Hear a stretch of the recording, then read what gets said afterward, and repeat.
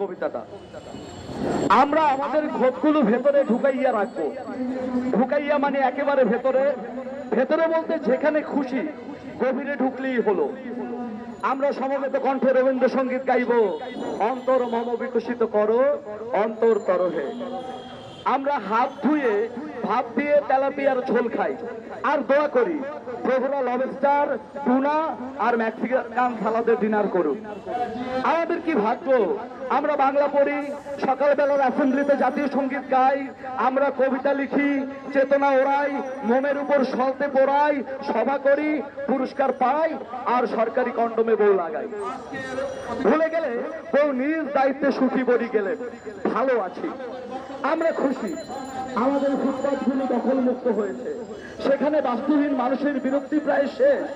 এখন সেখানে বড় বড় বিল্ডিং থেকে নেমে আসা দু একটা ন্যাপকিন, ক্যাম্পাস আর হাইওয়ে ছাড়া অন্য কিছু নেই। আমরা ভালো আছি, আপনারাও ভালো থাকুন হে আমাদের বাস্তুহীন ভাইয়েরা।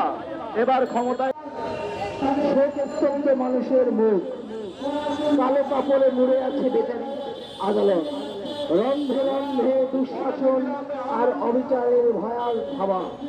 মানুষের বোধগুলো যেন কারা ক্ষেত্রে দিয়ে গেছে দুর্মুখ দিয়ে, নিরাপত্তার লেশগুলো ক্রমাগত খুবলে খাচ্ছে ক্ষুধার্ত কুকুরগুলো। প্রতিনিয়ত খবরের পাতায় লাশের স্তূপ, ঠিকানাহীন নিস্তেজ মুখগুলো ধিক্কার জানায় আমাদের। তবুয়ের শেষ কোথায় এর কোনো উত্তর আসে না। যেমন নিশ্চুপ জাতিসংঘ, দরিদ্র সীমানায় পৌঁছায় না বিশ্ব দৃষ্টিকোণ। মানবতা বন্দী থাকে সীমান্ত থেকে সীমান্তে, কখনো আফ্রিকা, ফিলিস্তিন, কাশ্মীর হয়ে বাংলাদেশে। আধারে লাশ কাটা ঘরে কবির বন্দী দেশ আমার, যে কুকুরগুলো খেয়েছিল মানুষের মুখ, মুখের ভাষা, বুকের স্রোত, স্রোতে ভেসে যাওয়া শ্যাওলার মতো মানুষের ক্ষোভে ফুসে ওঠা মিছিলের তাপ। সেই কুকুরগুলো এখন নিংড়াচ্ছে লাশের নারী ভুঁড়ি। সাবধান কুকুর, রাজ্যের মশলে কতকাল ফেলে যাবি লালা।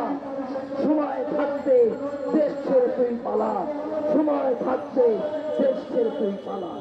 ধন্যবাদ।